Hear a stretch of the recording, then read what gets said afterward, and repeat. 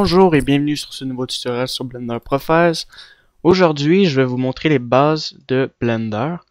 Donc, j'ai fait plusieurs fiches pour m'aider à suivre ce tutoriel-là. Donc, on va commencer par les bases de la collision.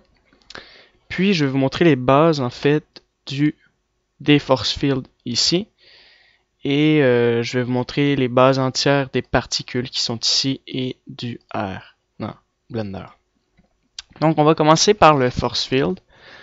Par les collisions, je veux dire.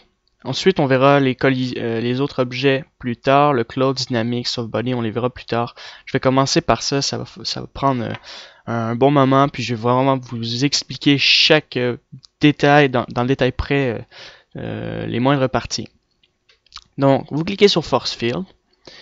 Donc, dans Force Field, vous avez plusieurs... non, je me trompe, c'est collision. Donc, collision, en fait, c'est ce qui permet à un objet de créer une collision. Donc, un cube qui tombe sur une plane, par exemple. Donc, juste ajouter une plane pour faire un exemple. Alors, la collision est servie, comme je viens de vous dire, pour créer une collision entre objets. Donc si je fais Alt A, il devrait avoir une animation lorsque je mets... On met une collision sur une plane et le cube, c'est pas une collision qu'on va mettre. Le cube, on va lui mettre un... Je sais pas si ça marche en rigid body, on va essayer. Oups. Vous faites Alt A. Non, ça marche pas. Alors ça c'est quoi déjà? Plane, collision, ça doit être... Ah oui, c'est la collision des particules. Je crois pas que ça marche avec un objet, ça marche qu'avec ça, c'est vrai. Peu importe. La collision des particules, mais je crois que ça fonctionne. Mais je sais qu'on peut utiliser un soft body, par exemple. Donc ça fonctionne, il faut juste mettre un poids, mais juste le test, collision. Bon, c'est pas important, mais bon. C'est une collision, en fait, c'est utilisé pour des particules. Donc je peux ajouter une plane, juste ajouter des particules. Et là, si je commence mon animation, on voit que les particules sont affectées sur ma collision. C'est parti, maintenant je peux vous expliquer dans le détail comment marche le système collision. Donc, particules, c'est le perméabilité, c'est ce qui permet la fraction des particules en passant à travers du mesh.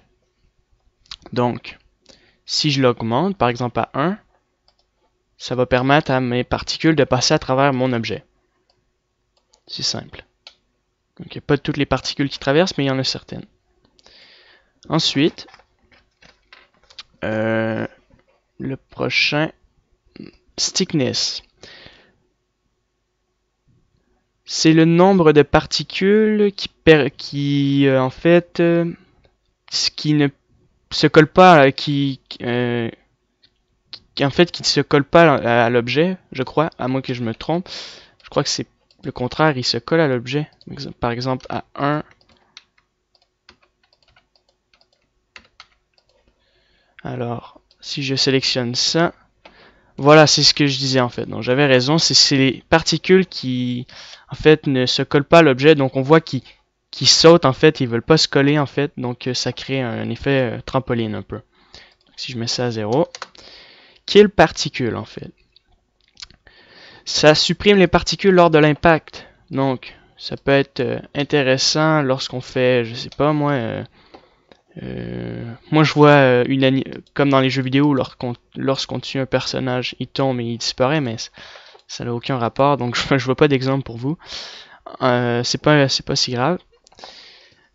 Particle damping, en fait ça permet l'amortissement des particules en fait. Donc on voit que ça s'amortit, il n'y a pas de choc, il n'y a pas il saute pas, il s'amortit, il y a un amortissement. Donc si on le met un peu plus bas, on peut voir que qui saute toujours. On voit que les particules sautent. Mais si on met ça à 0, les particules sautent. Je vais mettre un angle pour qu'on puisse voir plus facilement les effets en fait. Donc on voit, ouais, en fait ça saute. Donc on voit que les particules sautent. comme je vous ai montré tout à l'heure, si vous augmentez ça, ça passe à travers, ça fait coller les objets, voilà. Random, c'est ce qui va faire une variation aléatoire de l'amortissement. Donc on voit que il y a un truc aléatoire, c'est différent. L'amortissement, tout est aléatoire en fait. Donc on voit qu'il y en a qui amortissent, d'autres qui sautent, et voilà.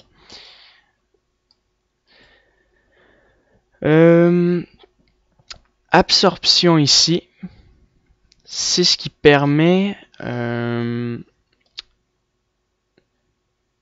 en fait, ça permet de spécifier certaines collisions d'effecteurs d'objets qui deviennent partie spécifique de la force effecteur en utilisant la valeur d'absorption. Donc, ça doit... attendez.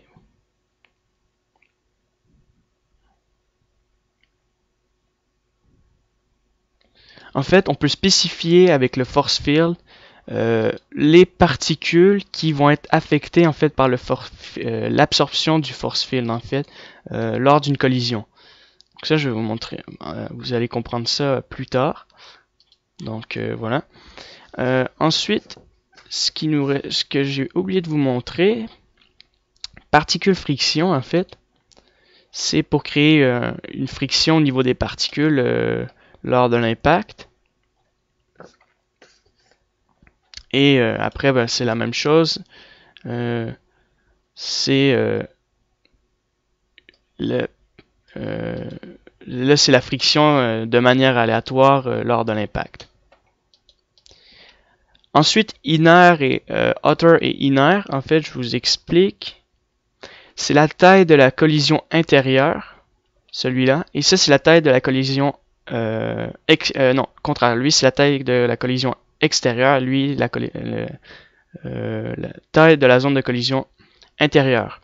Ça veut dire que si j'aurais un cube, par exemple, je pourrais créer... tiens, on va faire un exemple. Par exemple, j'ai un cube. On va mettre une collision. Là, je sélectionne les deux objets. Donc, si j'augmente, par exemple, le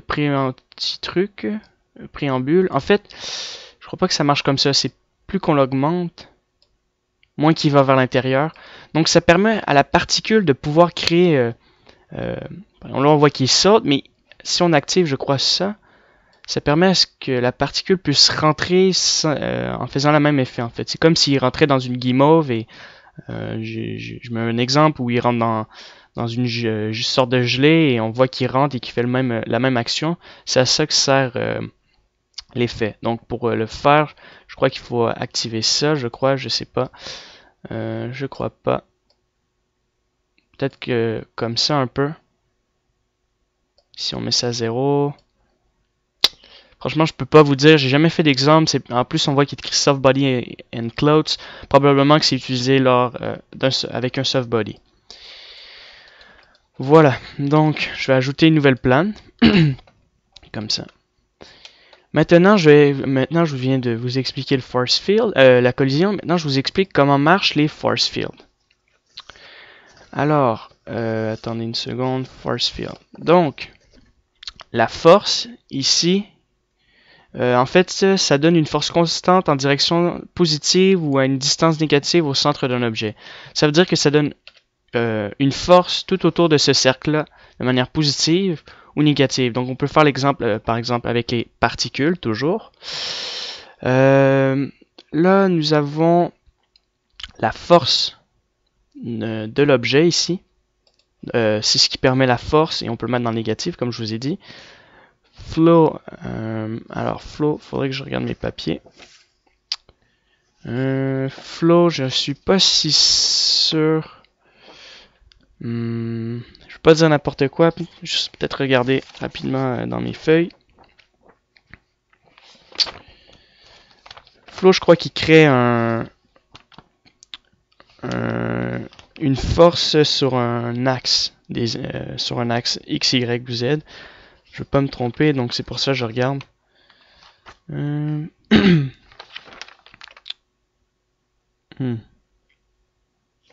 Celui-là. Bon, ben il faudrait faire le test. Bon, je vais faire un petit test avec des particules, ça va être plus clair. Hein. Je préfère vous le montrer. Donc, on met les particules. Et il devrait avoir une force.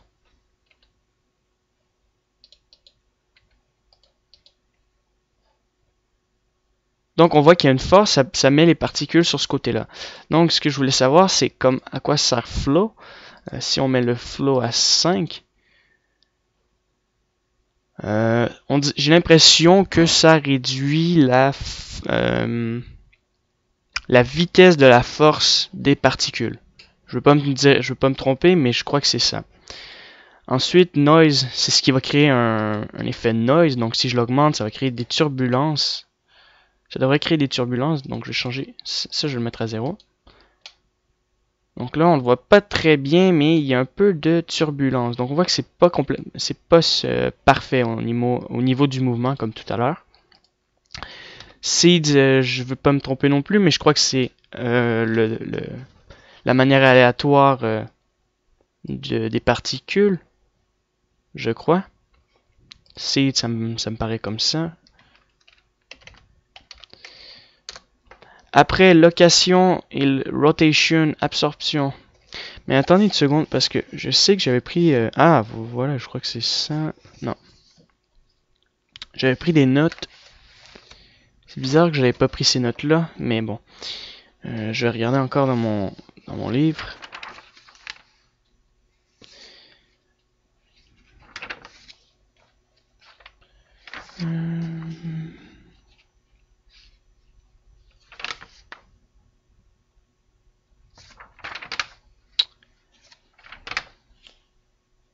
Non, j'ai aucune information, mais je connais pas tout non plus par cœur, je m'en rappelle plus de tout. Mais location, rotation, ça permet au point de créer les rotations et les locations, j'ai l'impression. Donc si on le désactive, je crois que ça l'empêche le fait de les mettre. Collision absorption, ça permet, comme je vous ai dit, de créer une absorption avec sur notre objet sur une plane. Donc si on active ça, en fait, ça c'est le effecteur. Donc si on active l'effecteur sur la particule, ça va créer une absorption sur la collision de notre objet ici. Absorption. Ensuite, cône, tube et sphère, ça permet de créer une force. Déjà, sphère, c'est un cercle. Donc ça va créer une force sur l'axe des X positive ou négative. Tube, ça va créer une force, la même chose, sur l'axe des Z négative ou positive. Et on peut créer radial use minimum. C'est étrange, franchement. Ça, je devrais l'avoir écrit. Bon, je l'ai oublié, donc ça, je vais pas trop en parler. J'en parlerai dans un autre tuto, par exemple, ou lorsque je vais faire une coupure pour prendre des informations. Donc, on va continuer comme ça. Plutôt, on va enlever ça. Alors, on a un wind. Donc, wind, ça permet de créer une force vent, en fait, mais à partir du cercle. Donc, simplement sur l'axe des Z, comme tout à l'heure. ZY, si on le met en négatif. Donc, ça crée une force. La même chose, on peut augmenter la force. Ouais, j'ai augmenté la force de manière abusive, mais voilà. Donc, on peut augmenter la force. Le flow. Peut-être le flow, on va voir en fait c'est quoi. Je vais mettre ça à 0. Je vois pas trop à quoi sert le flow. C'est comme je vous ai dit tout à l'heure, je vois pas trop. C'est peut-être niveau de la force, comme j'avais dit. Peu importe. Donc c'est la même chose un peu partout, les mêmes mesures ici. Ensuite, il y a le vortex. Alors le vortex, les champs de vortex en spirale donnent une force qui tarde la direction de points autour de l'axe Z, lequel de l'objet de force. On peut faire une tornade, un évier tourbillon, un nœud dans les cheveux de particules. Donc en gros, ça permet de créer une spirale entre objets. Donc c'est toujours la même force, la même utilité. C'est juste, ça crée des fonctions différentes. Magnétique. Ce champ dépend de la vitesse des particules, il simule la force du magnétisme des aimants. Voilà. Harmonique. La source de champ de force est le point zéro d'un oscillateur harmonique. Ressort, pendule, provoque chaque point par multiples sources différentes sur chacun des particules. Ça veut dire que celui-là est il est particulier parce qu'il permet de créer plusieurs simulations, comme il est écrit ressort ou pendule, donc un effet physique, mais sur chacune des particules. Donc ça crée un effet varié. Donc voilà, c'est intéressant. Puis on voit qu'il y a la force. Damping, c'est l'amortissement. Donc j'imagine que ça doit être une simulation lente et un peu spéciale. Charge. Alors les charges, il est semblable à un champ sphérique, mais il change le comportement, attire, repousse. Il est simplement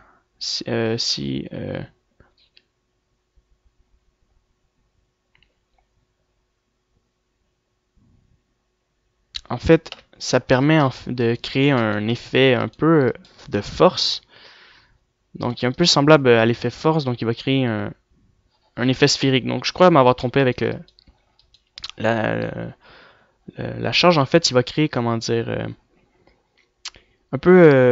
c'est un peu un truc magnétique, si je me rappelle bien. Ça permet de créer de connecter des charges ensemble comme un peu des aimants, mais voilà. Donc, je pourrais vous faire un exemple. Donc, que ce soit plus clair. Donc, si je mets ça à 1, il se passe rien. Si j'augmente ça, il se passe toujours rien. Si je monte le flow à 1, alors, il devrait créer une charge, mais bon, on voit pas de charge du tout. Ah, et voilà, every point surface plane. C'est bizarre parce que j'avais pris des notes et je les trouve pas. Bon, c'est pas grave, j'essaie de vous expliquer au maximum avec ce que j'ai, donc j'espère que ça vous aide quand même. Leonard Jones. Alors, Leonard Jones. Ça permet de... en fait, cette zone est une force très courte, portée avec un comportement déterminé par les dimensions de la particule et effecteur effectué. Je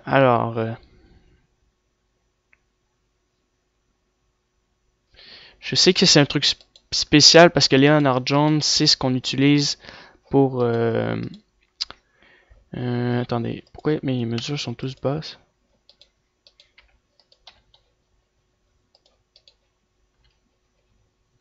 Donc, Leonard Jones, j'ai l'impression qu'il affecte rien du tout. Même si je l'augmente.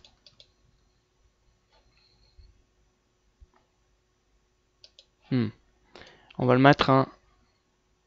Non, ça... Je peux pas vraiment vous le dire, mais cette option-là, je l'ai jamais utilisée. Je peux pas vraiment faire de tests pour vous démontrer. Ensuite, texture. Ah oui, voilà, ils sont là mes notes, j'ai trouvé. Donc je vous explique un peu la partie avant d'aller dans texture. L'absorption, en fait, c'est une force qui est absorbée par la collision. Comme je vous ai dit, en fait, donc c'est la force qui est absorbée par la collision, comme ça. Donc là, j'ai vu qu'il y avait un truc une particule qui déconne. Leonard Jones, j'avais lu que c'était un truc utilisé lors de... C'était la même simulation d'un truc de test nucléaire ou je sais plus trop, mais du même principe. Donc, je vois pas encore le lien. Il faudrait que je fasse des tests. À date, je vois une particule qui se promène. Donc, ça m'aide pas beaucoup. Donc, le flow, maintenant, je peux vous expliquer, c'est... Ah, c'est ça, convertir de vigueur... en vigueur l'effecteur dans une vitesse de flux d'air. Donc c'est comme si on créait un peu un flux d'air dans notre particule. Donc là, c'est comme si on augmentait l'air dans notre particule. D'accord. Strength, c'est la force, puissance de l'effet de champ positif comme négatif, comme je vous ai dit. Noise ajoute un bruit à la puissance de la force. Donc un peu un truc qui disperse nos objets. Shape. Alors shape. Les shapes, c'est le champ est un point avec une influence omnidirectionnelle constante ou une plane dans le plan XY, la variation uniquement dans le sens des Z. Ça veut dire que chaque shape est situé sur l'axe des Z, le plan XY, puis après ben, c'est une variation constante. Voilà, puis seed, c'est modifier la semence du bruit aléatoire, donc ça va créer une partie aléatoire pour le noise. Point effect. Alors, c'est active ou désactive l'effet du champ sur la particule, la location et rotation. C'est pour activer les rotations et locations, c'est ça que je me disais. Et c'est tout. Alors, cette partie-là, je l'ai pas écrit, à moins que je l'écris ailleurs. Je regarde rapidement. Alors, non, je l'ai pas écrit. C'est pas si grave. Maintenant, une autre force, texture. La force texture, je veux pas du tout me tromper, j'ai jamais fait ça, mais ça permet de modifier la texture à partir des particules. Donc ça m'a de l'air intéressant, peut-être faire des tests pour que je puisse faire un tutoriel, puisque ce truc-là, je l'ai jamais utilisé. Git curve en fait. Si je m'en rappelle bien, le git curve. Bizarre, je l'ai pas écrit lui aussi. Le git curve, si je me rappelle bien, c'est un...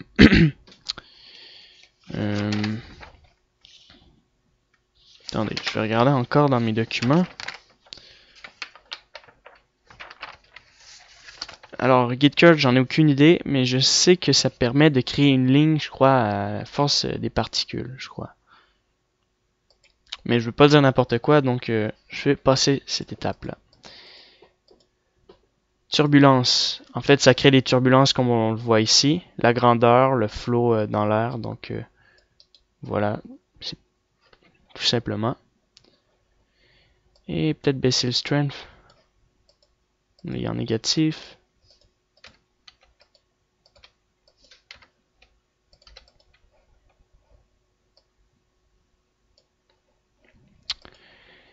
Drag. Drag, en fait, il permet... ça, j'en ai aucune idée non plus. Je sais pas quoi ça le drag et smoke flow. Ça doit être utilisé pour la force et la force dans l'air pour la fumée. Je savais pas, mais je crois que c'est nouveau comme option. Il faudrait que j'essaye aussi. Mais ça doit être un truc pour modifier un peu notre fumée. Donc voilà, c'était la partie au niveau des collisions et du force field. Maintenant, on va passer directement aux particules.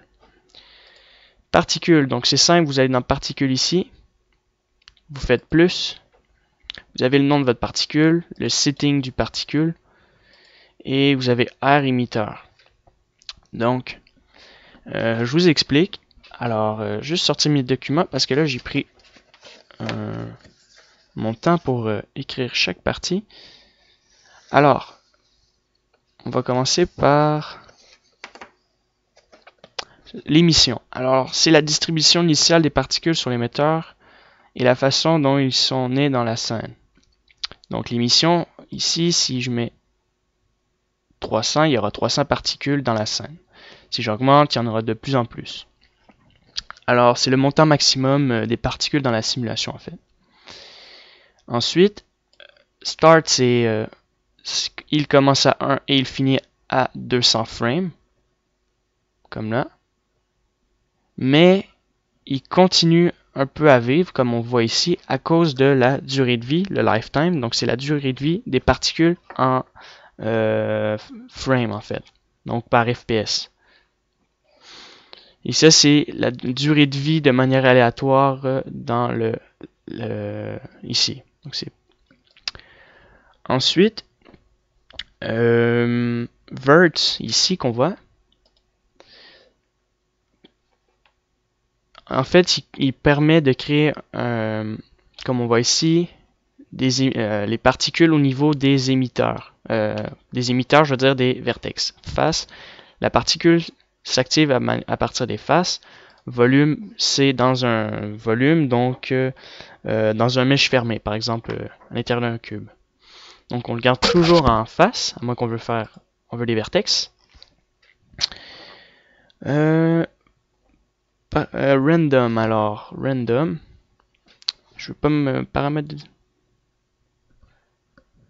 le paramètre de distribution, donc je regarde juste pour voir, d'accord.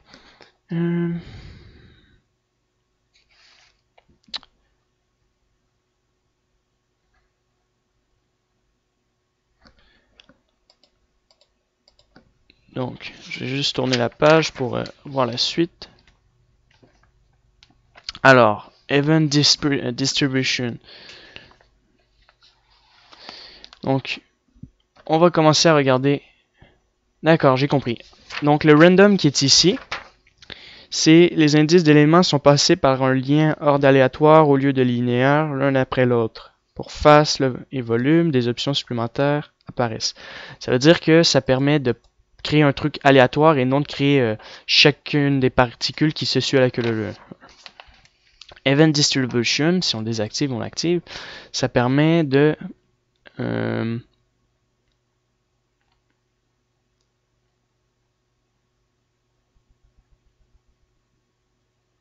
D'accord, la distribution des particules est encore basée sur la zone de surface des éléments. Ces éléments émettent moins de particules que les gros éléments, de sorte que la densité des particules est autant. Ça veut dire que ça crée une densité pour chacune des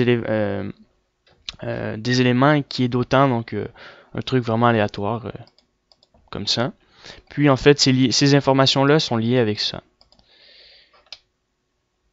Donc, random. On va commencer par jitter. Alors, jitter, c'est les particules sont placées à des intervalles de gig sur les éléments émetteurs. Donc, ça crée un truc sur les intervalles. Donc, particule face ici, c'est le nombre d'émissions pour le visage. Donc, 0, c'est un automatisme. Donc, en fait, c'est pas nécessaire de toucher ça. Si on met ça, on va voir le nombre de faces qu'il va avoir. Ensuite, jittering amount, c'est le montant de gig appliqué à l'échantillon de nos particules, en fait. Tout simplement. Random, c'est les particules sont émises à partir d'emplacements aléatoires dont les éléments de l'émetteur. Donc ça va créer en fait, ça va créer un effet aléatoire lors de la projection. Donc c'est ce qu'on utilise. Je crois que c'est activé tout de suite en random et non en jitter. Grid, en fait, grid ça crée une grid comme on voit ici. Je vais vous expliquer. C'est quoi? Donc les particules sont définies dans une grille 3D et près de particules dans les éléments qui sont conservés. Résolution. Alors il y a d'autres options qui qui devraient apparaître. Grid. Il devrait avoir un invergrid hexagonal pour créer un effet hexagonal. Donc juste fermer ça. Alors, ah voilà, ok, d'accord. Invergrid, ça permet, les particules sont ce qui est considéré comme objet et qui ne l'est pas en fait. Je sais pas à quoi ça sert réellement, mais j'ai l'impression que ça désactive nos particules. Il y en a juste une qui s'est activée. Hexagonal grid, ça va créer une grille de manière hexagonale, tout simplement. Résolution, c'est la résolution de la grille, donc plus qu'on augmente, plus la grille va être plus grosse. Random, c'est ce qui permet d'ajouter un décalage vers des emplacements de la grille aléatoire. Comme ça, tout va être aléatoire. Voilà. Maintenant, c'est fini pour cette partie-là. On va commencer à regarder les caches. Alors, le cache et le bake, il permet de sauvegarder l'animation dans un cache extérieur sur le disque dur et permet de calculer plus rapidement si l'on fait des modifications puisqu'il est sauvegardé. Ça veut dire que si on crée nos particules ou même autre truc, on peut sauvegarder ça dans notre disque dur avec les options qui sont ici. Donc, en fait, on écrit le nom du cache, on met ça de manière externe, puis on le sauvegarde. Donc, par exemple, si on crée des grosses simulations, on peut les sauvegarder. Ici, ce n'est pas ce qu'on voulait, on peut les modifier. Donc, comme il va être calculé de manière extérieure, on peut le réutiliser. Donc, on perd beaucoup moins de temps et c'est beaucoup moins lent pour notre ordinateur. Donc, ça, c'est le bake pour le faire. Bake all dynamics, c'est toutes les dynamiques affectées. Free all bake, c'est le déconnecté. Update to all frame, je sais pas. Puis, current cache to bake, je sais pas, mais bon. Je sais pas à quoi ça sert. Et après, il y a la lumière EV qu'on peut compresser dans notre disque. Voilà, tout simplement. Maintenant, là, on va commencer par la vélocité. Donc, les normales, c'est ce qui permet de créer la vitesse des particules. Puis, juste changer pour random. Donc, c'est ce qui crée la vitesse des particules, comme je vous ai dit. C'est ce qui permet de contrôler l'axe où l'on veut que nos particules aillent. Tangent, c'est la vitesse donnée à la particule à la vitesse initiale. Donc, je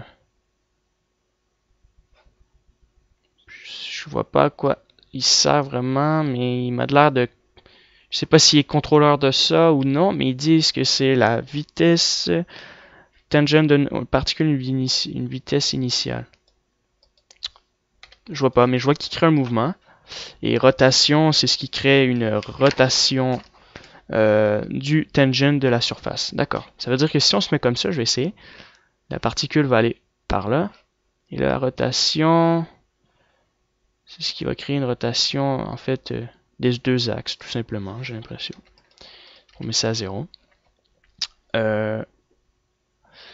Alors, Other and Random. Ça, je ne l'ai pas écrit. Other and Random.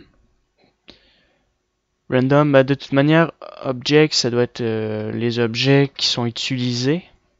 Autre objet, non, je sais pas. Puis Random, je sais que c'est toujours aléatoire. Je crois que c'est Random, ça veut dire variation aléatoire. Toujours.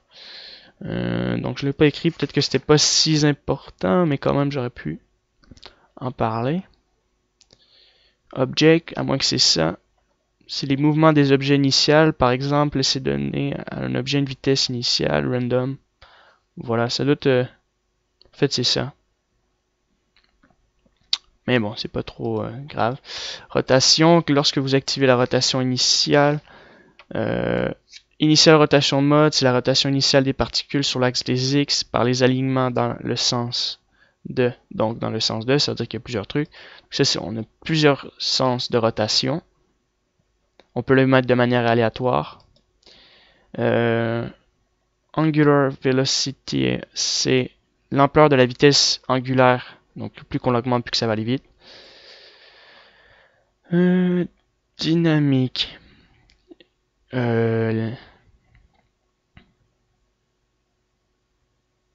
En fait, c'est tout ce qui, toutes les la vitesse, les rotations des particules voulues et la vitesse angulaire et la physique changera du reste en fait. Voilà.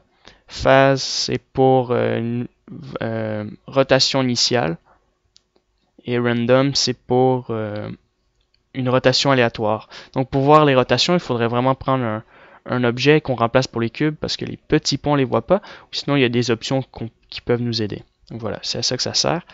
Physics. Alors, je reviens ici. La physique. Aucun, en fait, ça sert à aucun mouvement du système physique, donc il n'y a rien qui marche. Donc, si aucun système physique ne marche, on peut en fait le laisser connecté comme ça sur le dessus. Newton, en fait, c'est la Newton. C'est le mouvement Newton selon les lois physiques de Newton en fait. Donc je vais vous expliquer ça plus tard. Donc ça, je l'ai mis plus loin dans mes documents. Puis ensuite, c'est vraiment comme je vous ai dit. Qui est en fait, c'est détrompeur en français, c'est le dynamique de particules ou statistique, où les cibles animées sont d'autres systèmes de particules. Alors ça, je connais pas trop, donc je peux pas vous dire. Boyd. Alors Boyd, c'est particules intelligentes artificielles limitées dans le comportement et la programmation des règles idéales pour les troupeaux d'oiseaux ou des bancs de poissons ou des prédateurs, simulation de proie. Donc c'est pas mal en fait, on peut créer des oiseaux qui se promènent, des poissons dans l'eau. Donc comme ils disent, c'est un système de création d'un système de particules intelligentes en fait. Donc c'est pas mal. Fluide en fait, c'est le mouvement fluide selon les lois fluides basées sur le lycée technique d'hydrodynamique de particules en fait. Donc c'est tout ce qui est à propos des calculs de la fluide. Voilà, donc je vais vous expliquer après les utilités. Donc on va y revenir plus tard. Alors, rendered. Je crois que c'est render. Ouais. Render, donc bon, non, en fait, c'était la prochaine étape, c'était pour vous expliquer, ouais, voilà. Newton, par exemple, ça c'est la définit la taille des particules, en fait, le size. La masse, c'est random, ici, avant le random size, c'est donne une taille aléatoire de la variation des particules. Ça, c'est la masse des particules, multipliée. Provoque une particule plus grosse à avoir une plus grande masse, en fait. Et force, je crois que c'est ça, intégration midpoint. Non, ces parties-là, en fait, je les ai pas écrits, le reste. Je crois pas l'avoir écrit. Non, ça, en fait, il faudrait tester par soi-même pour comprendre le fonctionnement. Field weight, en fait, on va passer à field weight maintenant. C'est ce qui permet de contrôler le degré d'influence de chaque type de force externe ou effecteur sur le système de particules. Donc les effecteurs, c'est les forces, puis les forces externes, c'est les particules. Donc on peut les modifier en fait. Donc en général, on utilise souvent le field weight pour la gravité. Donc juste changer Newton. Newton. Voilà. Donc maintenant, si j'enlève la gravité, il va aller vers le haut. Puis on peut augmenter la vitesse. Donc voilà, on peut s'amuser avec ça. Donc là, on peut modifier la gravité, l'avancer et reculer. Voilà. Ensuite, le groupe effecteur. Donc, force field setting, je crois. Le effecteur group, vertex group. Je crois que c'est ça. Oui, c'est ça. Donc, le groupe effecteur, non, c'est pas du tout ça le groupe effecteur. Le groupe effecteur, c'est ça, je crois. Vertex group, non, ça c'est le vertex group. Peu importe, on va passer au force field ici, setting. Alors, permet de faire chaque hack individuel comme un champ de force, ce qui permet d'affectuer d'autres systèmes dynamiques ou même de l'autre en fait. Donc on a plusieurs choix pour créer un système dynamique avec nos types de force field ici. Select Effect, ça provoque un champ de force de particules pour pouvoir avoir un effet sur d'autres particules à l'intérieur du système en fait. On active ça, on met Wind et on peut activer ça directement. Super comme truc en fait. Donc non. Et la mount ici, c'est définir le nombre de particules agissant comme de champs de force. 0 signifie que tous sont des effecteurs. Donc si on met wind, on met 50, il y en aura 50 qui vont être connectés au vent. Vertex group, on va le voir plus tard, donc on va passer directement au display. Donc known, c'est on ne voit pas les particules. Rendered, c'est on voit les particules qui descendent. En fait, c'est les tout petits points. Points, en fait, c'est les points qui sont affichés en point carré, en fait. Rendered, en fait, je me suis trompé, je l'ai pas écrit, mais c'est ce qui fait le rendu. Je sais pas, c'est la même chose. Cercle, c'est la même chose, ça affiche des cercles. Cross, ça affiche des genres de croix comme ça, et axis, ça va afficher des sortes d'axis. Donc, draw size, c'est pour indiquer la taille en pixels. Size, c'est tracer la taille des particules avec un cercle. Donc, ça devrait marcher. Peut-être que ça marche avec lui. Ça dit que ça permet de créer un cercle, donc je sais pas si il faut le dessiner avec... peu importe. Peut-être qu'il faut le dessiner avec le crayon. Juste essayer. Non, attendez. Pencil, draw, c'est ça. Bon, peu importe. Je me rappelle plus... Non, draw. Je fais ça rapidement. Non, c'est pas du tout ça. La vélocité, ça permet de dessiner la vitesse des particules avec une ligne qui pointe dans la direction du mouvement et la longueur par rapport à la vitesse. Donc, c'est intéressant ces options-là, c'est juste pour modifier leur truc. Mais, en fait, on dessine une ligne par là et ça va créer une longueur. Donc, au niveau des... Je sais pas comment ça fonctionne vraiment, mais c'est pas si grave en fait. Mais non, en fait, non, c'est ça, c'est les particules sont noires.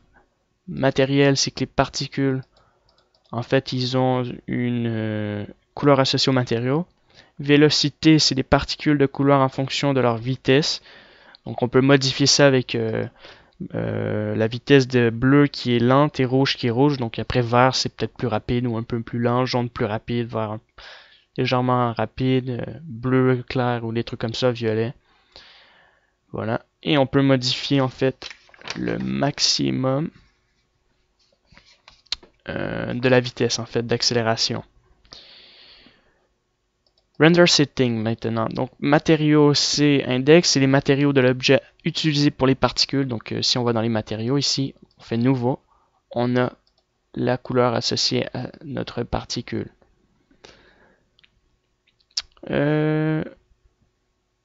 Parents en fait, les parents ici. Émetteur, je vous explique avant le parent, en fait, c'est lorsque vous faites un rendu, si vous désactivez l'émetteur, on ne verra plus la plainte, si vous l'activez, on verra la plainte. Parent, en fait. Ces parents-là, je veux dire, parent, c'est pour lier un objet avec notre objet dans la scène, ou plutôt les particules, je crois. Utilise les coordonnées d'un objet différent pour déterminer la naissance de particules. Ah, c'est pas mal. Donc on dit que on veut ça pour... on met ça à la lampe. Ça va déterminer l'endroit où est-ce que les particules vont naître.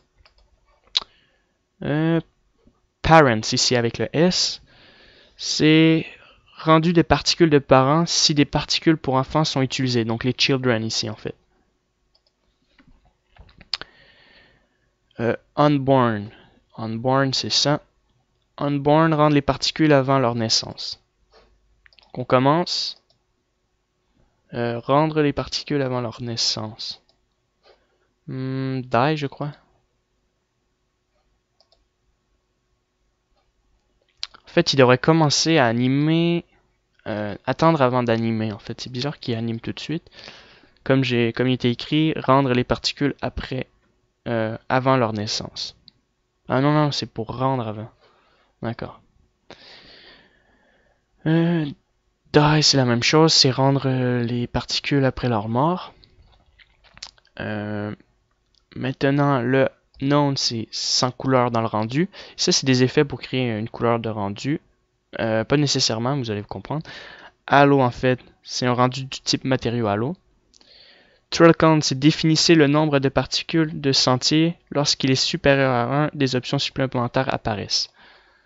Ça veut dire la longueur, le calendrier de PAV dans le cadre absolu en fait. Non, length frame c'est ça en fait, le calendrier de PAV dans le cadre absolu. heure de la fin du tracé, données de longueur de trajectoire de variation aléatoire. Et voilà. Line, en fait, c'est créer des lignes de polygones que l'on peut modifier l'épaisseur de la ligne avec un shader strand. Donc strand, c'est dans nos matériaux. Strand, ça devrait être ça. Donc, on peut modifier notre grosseur et longueur du filet de particules qui suit en fait la ligne. Voilà. Après, c'est back, régler la longueur de la queue des particules. Donc, en fait, c'est comme un point qui descend et il y a une ligne qui suit le particule. Front. Front, il n'est pas écrit, mais c'est bizarre, il devrait avoir front. Peu importe. Front, c'est régler la longueur de la tête de particules. Donc, c'est head, en fait, je me suis trompé. Multiplie speed, je veux dire, c'est multiplier la longueur de la ligne par la vitesse des particules. Trail count, c'est la même chose en fait qu'ici. C'est en fait le halo. Path. Path maintenant ici. Strand render, c'est très rapide et efficace de rendu. Ça veut dire que ça permet de créer un rendu beaucoup plus rapide. Lors du matériau, j'imagine que ça crée une sorte de matériau, je crois. On va voir après. Donc, render adaptive render, c'est essaie de supprimer les géométries inutiles de sentier pour un rendu rapide et plus facile sur la mémoire. Parce que lorsqu'on crée un rendu de nos matériaux, ça crée en fait une meilleure qualité d'image et en même temps en supprimant en fait les défauts qui sont en trop.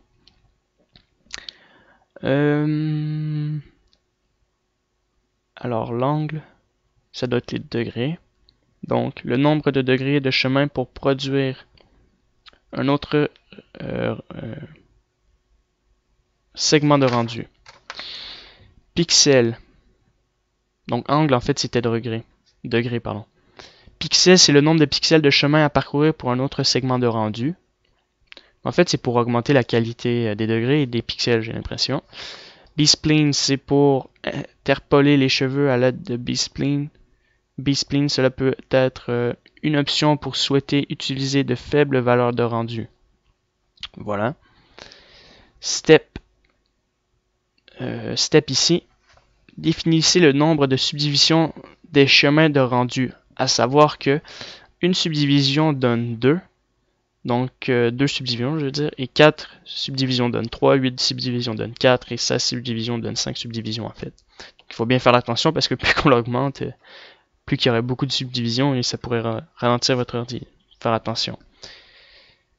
Timing options, maintenant, Absolute Time Path. Ici, lorsque vous l'activez, c'est le calendrier de path dans des cadres absolus. Donc pour créer le temps, donc il est écrit, ça c'est le début du chemin et la fin du chemin en fait, du tracé. Et ça doit être la même chose pour ça, mais en fait ouais, ça doit être la même chose. Random, donner la longueur du chemin à une variation aléatoire en fait. Voilà. Object maintenant. Un objet est dupliqué à la place d'une particule. Donc si je prends cette plane-là, je peux sélectionner ma plane dans ma scène. Et maintenant c'est que... pas ici. En fait c'est ma plane qui devrait être utilisée. C'est bizarre, ça ne fonctionne pas. Ça marche pour le groupe par exemple. Lorsqu'on a fait un groupe, bien sûr, mais là on n'a pas de groupe. Des lampes. Peut-être que c'est trop petit. Peu importe. C'est censé faire ça, mais bon là, ça fonctionne pas. Global, c'est utiliser les coordonnées globales de l'objet pour duplication. Donc c'est pour mettre les coordonnées globales, donc global comme ici. Size, c'est la taille de l'objet, bien sûr. Random size, c'est la taille aléatoire de l'objet. Rotation, c'est la même chose. Et voilà. Maintenant, le groupe. World Group ici. En fait, un groupe, c'est facile. Vous faites CTRL-G sur votre plane. Donc, ça devrait être la même chose, CTRL-G. Vous écrivez FFF, par exemple. Vous sélectionnez vos particules, vous sélectionnez FFF, et maintenant c'est des plans qui se sont activés. Mais je comprends pas pourquoi ça ne fonctionne pas. Peut-être que j'ai cliqué sur un truc. Ça devrait marcher pour vous, par exemple. Je vois pas qui est, non. Peu importe, ça devrait marcher. Donc je sais, ça fonctionne. Peut-être que là, j'ai cliqué sur un truc qui fait que ça ne marche pas. C'est pas grave. Dans le mode de visualisation de groupe, comme je vous explique, les objets qui appartiennent au groupe sont dupliqués de manière séquentielle à l'endroit des particules. Là, ça devrait être remplacé par les particules, mais ça ne marche pas. Bon. Ensuite, World Group, comme je vous ai dit, c'est utiliser l'ensemble du groupe à la fois à la place de l'un de ses éléments, le groupe étant affiché à la place des particules. Je serais sélectionné FFF. Bizarre. Pick use global, count, pick random, on va commencer. Les objets dans le groupe sont sélectionnés aléatoires sans être affichés à la place d'une particule en fait. Use count, utiliser des objets plusieurs fois dans le même groupe, spécifier l'ordre du number de répétition chaque objet avec la liste qui appartient. Global, c'est bien global. Rotation. Scale, donc ça c'est la grandeur aléatoire et la grandeur de votre objet. Billboard, je l'ai jamais utilisé, mais je trouve ça quand même spécial comme fonctionnalité. C'est visualisation des particules par des carrés, donc par des carrés, en fonction de la durée de vie, temps prélatif en fait. Donc, en fonction du début, en fait, il marche en fonction du début de particules, en fonction des frames. Vous pouvez utiliser différentes sections d'une texture d'image en fonction de la durée de la vie du panneau d'affichage, en fonction de l'instant d'émission, changer pour plusieurs matériaux, animer les matériaux en temps absolu. Donc, aligne, c'est l'alignement de chaque axis de votre objet. View, c'est pas de réalignement orientation normale, ça veut dire qu'il reste sur l'axe des normales globales ici, sans rotation quelconque ou alignement ou location par exemple. Vélocité, c'est le long du vecteur de la vitesse de la particule. Donc on voit qu'on peut augmenter ceci. Lock, c'est verrouille pour aligner seulement un axe de la cible.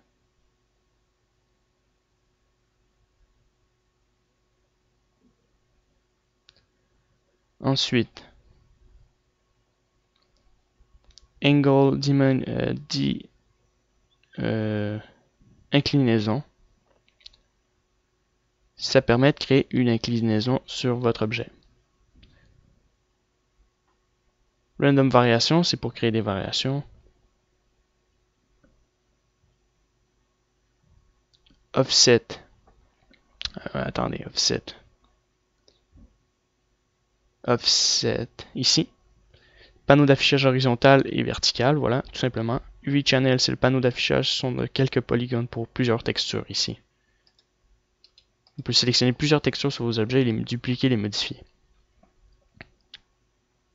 Billboard normal. Billboard normal. Je le vois pas.